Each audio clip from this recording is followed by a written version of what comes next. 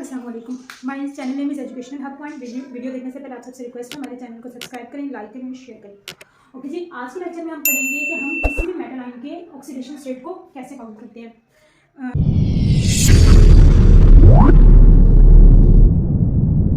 कुछ स्टूडेंट्स थे जिन्हें इस चीज़ में इशू आ रहा था और उनको नहीं पता चल रहा था कि मेटल आयन की ऑक्सीडेशन स्टेट के बारे में हम कैसे पता चला सकते हैं कि हमारा एक कॉम्प्लेक्स है, उस कॉम्प्लेक्स में हमें नहीं पता चल रहा कि हमारी जो मेटल है उसकी ऑक्सीडेशन स्टेट क्या है, और हम उन्हें ऑक्सीडेशन कंट्रोल मेथड को काउंट करने में थोड़ी कॉम्प्लिकेशंस आ रही थी। तो उनके लिए मैंने ये वीडियो जो है ये बनाई है, और इस लेक्चर में हम देखेंगे कि हम मेटल आयन की ऑक्सीडेशन स्टेट को कैसे चेक कर सकते हैं, कैसे हम उसके बारे में देख सकते हैं। इससे पहले कि हम इस चीज़ को देखें, हमें पता होना चाहिए कुछ हमें हमारे लिगेंड्स हैं जिनके बारे में हमें पता होना चाहिए कि वो हमारे लिगेंड्स न्यूट्रल हैं या फिर वो हमारे जो लिगेंड्स हैं वो वो जो हमारे लिगेंड्स हैं वो न्यूट्रल हैं या आयोनिक हैं या कैटायनिक हैं। जैसे हमारे पास हमें ये पता है होता है हमेशा कि हमारी जो फ्लोरीन है, फ्लोरीन -1 इलेक्ट्रॉन डोनेट करने की कैपेसिटी होती है। मीन्स एक और चीज़, इन सारी चीज़ों से पहले अगर हम बेसिक में जाएँ तो बेसिक में अगर मैं आपको बताऊं कि किसे हम ऑक्सीडेशन स्टेट सिंगल मेटल पे हमें कैसे पता चलेगा किसकी ऑक्सीडेशन कितनी है। अब अगर ये जो सोडियम है, सोडियम न्यूट्रल जो है, अगर ये सोडियम न्यूट्रल है, जस्ट एक ये सोडियम न्यूट्रल एटम है, तो सोडियम की ऑक्सीडेशन होगी स्टेट होगी 0। जब सोडियम जो है इसकी ऑक्सीडेशन स्टेट होगी 0। ओके, लेकिन अगर यही सोडियम किसी के साथ बॉन्डिंग कर रहा है, अब यहाँ पे सोडियम की जो ऑक्सीडेशन स्टेट है ये 0 नहीं रहेगी, बल्कि सोडियम की जो ऑक्सीडेशन स्टेट है वो 0 से चेंज होकर +1 हो जाएगी। अब हमें कैसे पता चलेगा सोडियम की ऑक्सीडेशन स्टेट +1 है? तो इस चीज़ को हम देखते हैं।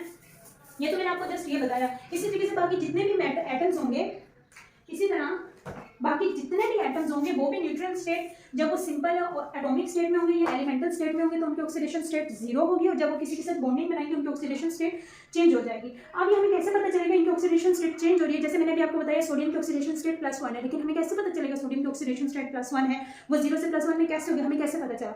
तो ये चीज़ मैं यहाँ पे आपको क्लियर करती जाऊँ। अगर हम पीरियोडिक टेबल देखें, पीरियोडिक टेबल में हमारे पास फर्स्ट ए ग्रुप होता है, इसी तरीके से हमारे पास सेकंड ए ग्रुप है, फिर हमारे पास यहाँ पे थर्ड ए ग्रुप है, फोर्थ ए है, फिर फिफ्थ है, फिर 6 है, फिर 7 है, और फिर हमारे पास 8 ए ग्रुप है। ये हमें पता है। ओके जी, तो हमें ये पता है कि यहाँ पे अगर हम देखें इसमें hydrogen, lithium, sodium, potassium, rubidium, और ये हमारे पास सीजियम होता है। इसी तरीके से यहाँ पे हमारे पास बेरिलियम, मैग्नीशियम, कैल्शियम, स्ट्रोंशियम और बेरियम होता है। इसी तरीके से जब हम नेक्स्ट जाते हैं तो हमारे पास क्या होता है, यहाँ पे हमारे पास बोरॉन, एल्यूमिनियम, गैलियम, इंडियम और थेलियम हमारे पास होता है। फिर इसी तरीके से जब हम आगे जाते हैं हमारे पास कार्बन, सिलिकॉन, जर्मेनियम, लेड। इसी तरीके से जब हम आगे जाते हैं हमारे पास होता है नाइट्रोजन, फॉस्फोरस, एस्टोनियम,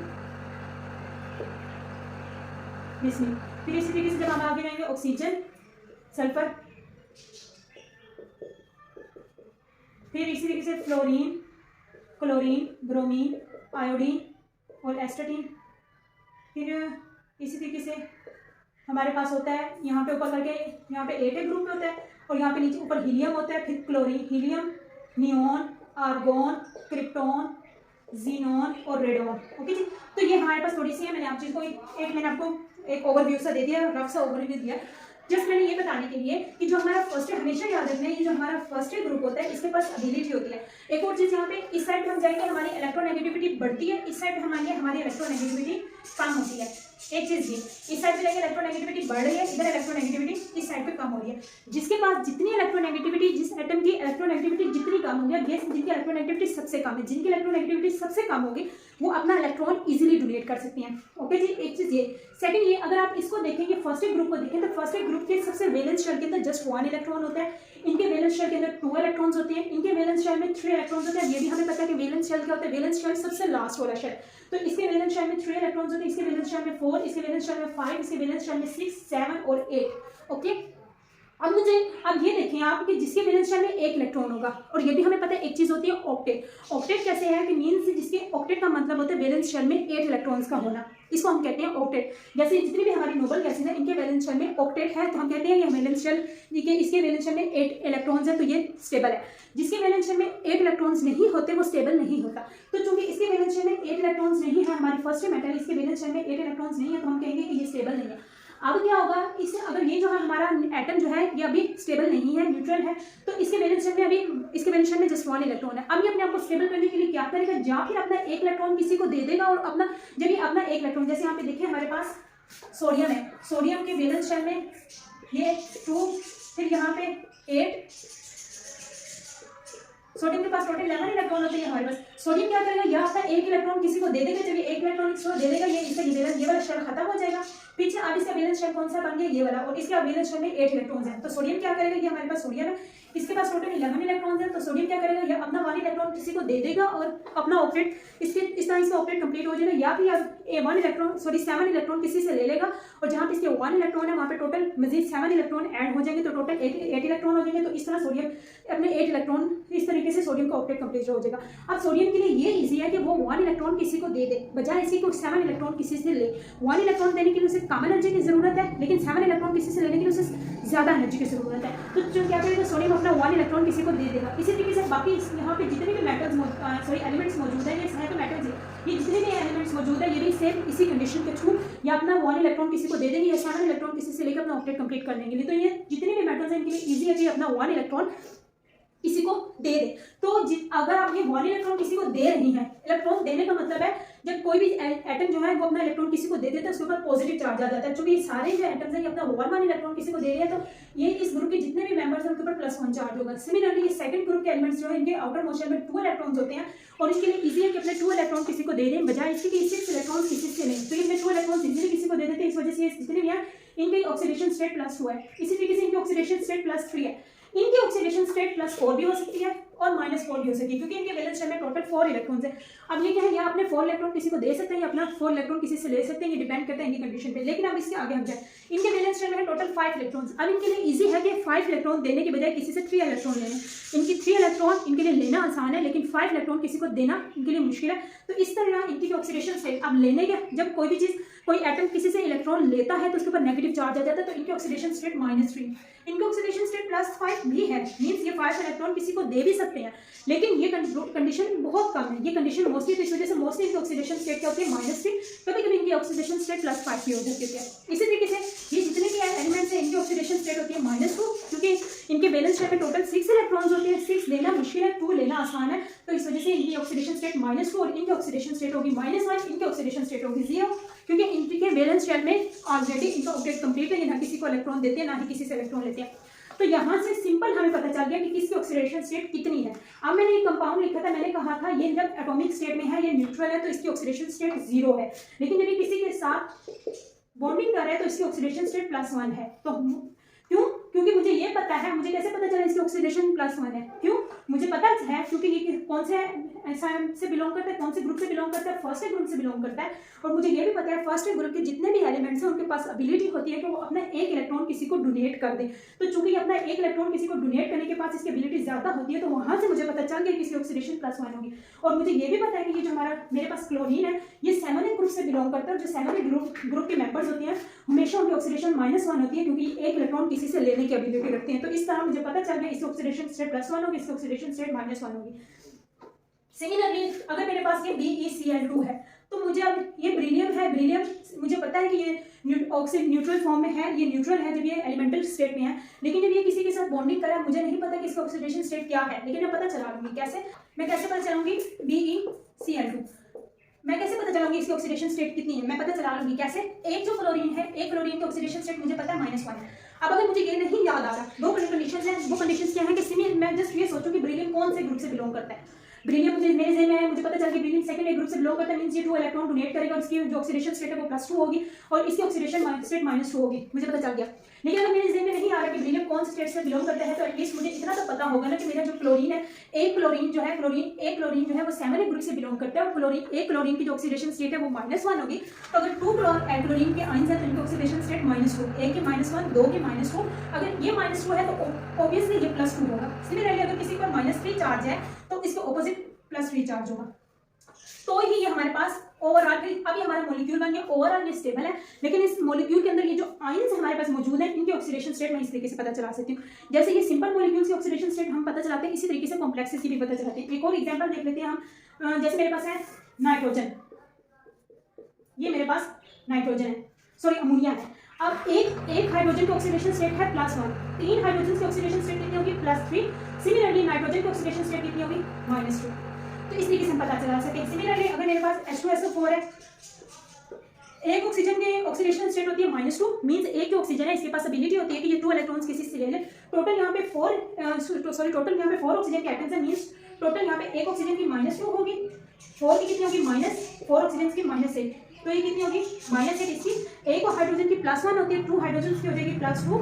अब यहाँ पे अगर हम करें माइनस, मुझे सल्फर भी नहीं पता चल रहा कितनी है, तो मैं यहाँ से पता चला लूंगी -8 और में से +2 अगर हम माइनस करें पीछे बचता है +6। नो सॉरी, अब टोटल मैंने क्या करना है कि ओवरऑल मैंने यहाँ पे सल्फर की याद मुझे पता होगा सल्फर इस ग्रुप से बिलोंग करता है और सल्फर की ऑक्सीडेशन स्टेट इतनी होगी। सल्फर वैसे ऑक्सीजन के ग्रुप से बिलोंग करता है और इसकी ऑक्सीडेशन स्टेट यहाँ पे होनी चाहिए थी -2, लेकिन यहाँ पे सल्फर की ऑक्सीडेशन स्टेट है +6। तो मैं इस चीज़ को भी आपको यहाँ पे क्लियर करते जाऊँ, यहाँ पे इसकी ऑक्सीडेशन स्टेट -2 से +6 क्यों आई है, वो इस वजह से आई है क्योंकि ओवरऑल ये जो एक मॉलिक्यूल बन गया, ये ओवरऑल एक मॉलिक्यूल है। और ओवरऑल ये तो मैंने सिंगल की ऑक्सीडेशन स्टेट आपको बताई, लेकिन ओवरऑल ये जो मॉलिक्यूल है ये न्यूट्रल है। ओवरऑल ये जो मॉलिक्यूल है ये न्यूट्रल है, मींस ओवरऑल इसकी जो ऑक्सीडेशन स्टेट है वो 0 है। ओवरऑल इसकी ऑक्सीडेशन स्टेट 0 है, तो इसकी ओवरऑल ऑक्सीडेशन स्टेट 0 उसी टाइम पे होगी जब ये अंदर वाले हर एटम जो है इसकी ऑक्सीडेशन स्टेट आपस में दूसरे के साथ बैलेंस हो जाए। बैलेंस कैसे होगी, अगर ये -8 है तो टोटल मैंने इन दोनों की भी जो ऑक्सीडेशन स्टेट है उसको इस तरीके से करना है कि टोटल ऑक्सीडेशन स्टेट +8 हो जाए। -8 और +8 जब आपस में कैंसिल होंगे ओवरऑल मॉलिक्यूल की ऑक्सीडेशन स्टेट 0 हो जाएगी। तो इस वजह से यहाँ पे इसकी ऑक्सीडेशन स्टेट +6 आई। अगर मैं इसकी ऑक्सीडेशन स्टेट -2 कर दूं तो कभी भी ओवरऑल मॉलिक्यूल की ऑक्सीडेशन स्टेट 0 नहीं होगी।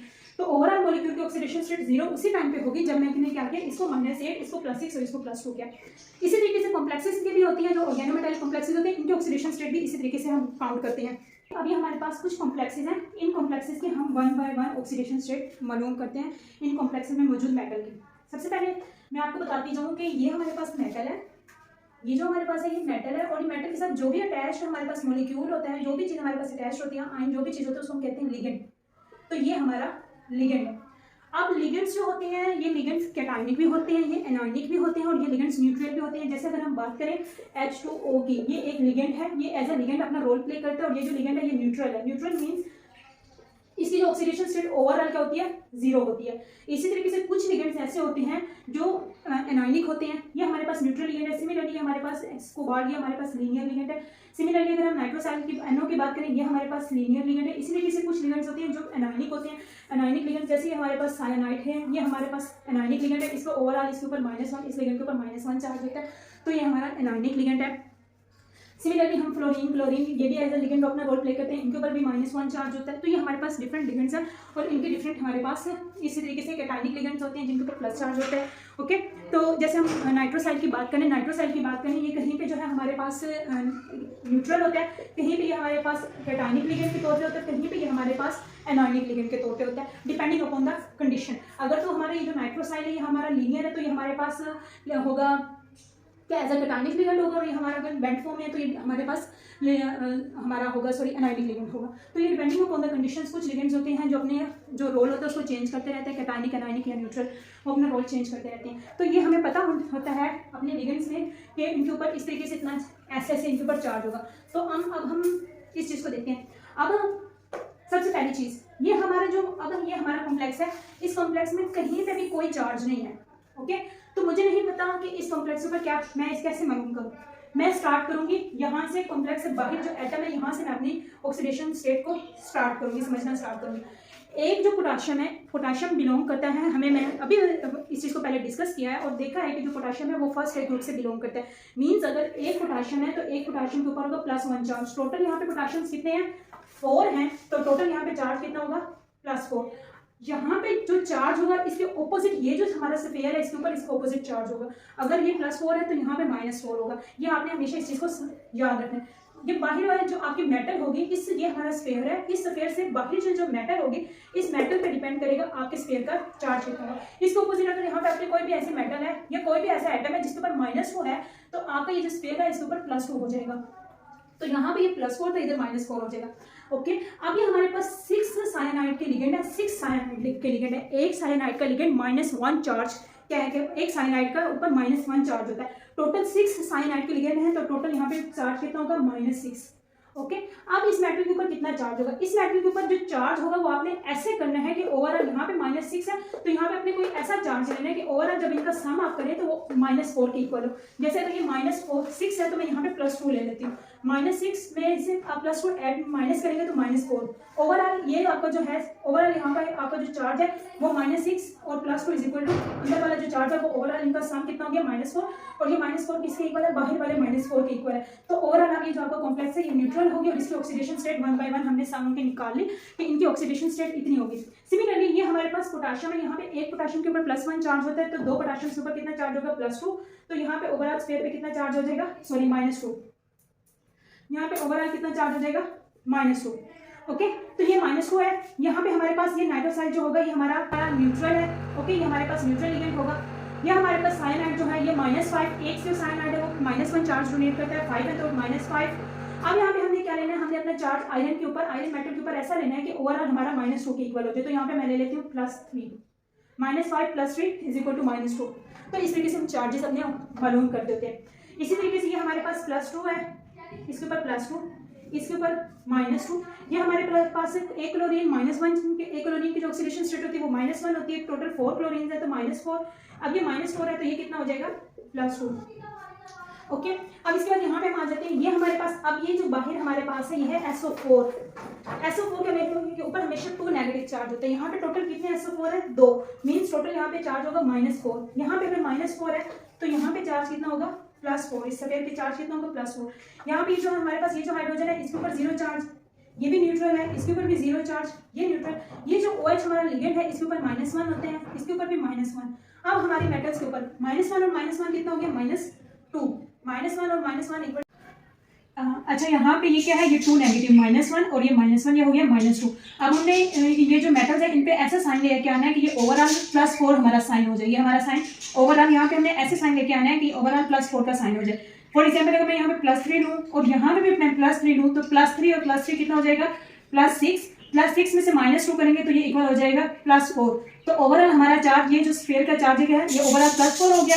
बाहर SO4 2 नेगेटिव, जो SO4 टेकन टू S2 है वहाँ पे 4 नेगेटिव, तो ओवरऑल +4 और -4 ये हमारा ओवरऑल ये जो कॉम्प्लेक्स है ये न्यूट्रल कंसीडर हो गया। तो ये तो था आज का लेक्चर जिसमें हमने इस चीज़ को स्टडी किया है कि हम किसी भी मेटल के ऊपर इसकी ऑक्सीडेशन स्टेट को कैसे कम करते हैं। ओके जी, नेक्स्ट वीडियो में इंशाल्लाह हम ऑर्गेनोमेटेलिक कंपाउंड्स के substitution reaction, oxidation, reduction reactions के बारे में स्टडी करेंगे इंशाल्लाह।